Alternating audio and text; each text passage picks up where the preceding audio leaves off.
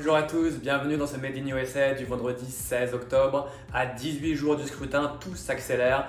Donald Trump est reparti en campagne pied au plancher. Le vote anticipé est en train de battre tous les records. Et c'est tout chaud, Donald Trump et Joe Biden viennent de s'affronter par écran interposé. Floride lundi, Pennsylvanie mardi, Iowa mercredi, Caroline du Nord jeudi, Floride et Géorgie vendredi. Guéri du Covid, Donald Trump jette toutes ses forces dans la bataille.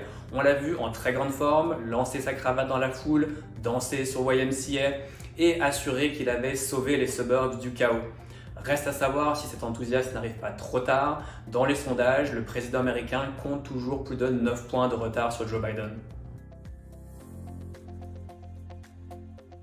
C'est parti pour le vote anticipé avec 17 millions d'Américains qui ont déjà voté cette semaine, soit en personne, soit par correspondance. C'est un chiffre gigantesque qui est 12 fois supérieur à celui de 2016 à la même époque.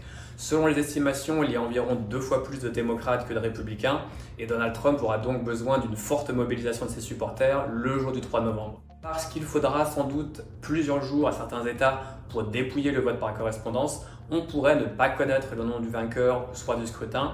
À surveiller quand même, si Joe Biden remportait un État comme la Floride ou l'Ohio, cela pourrait être le signe d'une énorme vague démocrate et d'un possible triplé Maison-Blanche, Chambre des représentants et Sénat.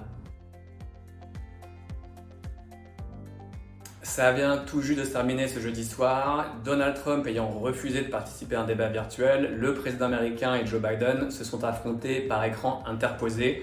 Ils ont répondu aux questions des lecteurs sur 2 chaînes concurrentes en même temps. Joe Biden a passé une soirée plutôt tranquille sur ABC.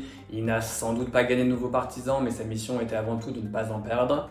Donald Trump, lui, a passé une soirée beaucoup plus compliquée. La journaliste de NBC ne l'a pas lâché au début sur le Covid, notamment pour savoir s'il avait été testé négatif avant son premier débat face à Joe Biden. Donald Trump s'est emmêlé les crayons, a d'abord dit qu'il ne se souvenait pas, ensuite probablement que oui, et puis il a terminé par peut-être que oui, peut-être que non. Donc beaucoup de questions là-dessus. Il n'a pas non plus condamné les complotistes de QAnon.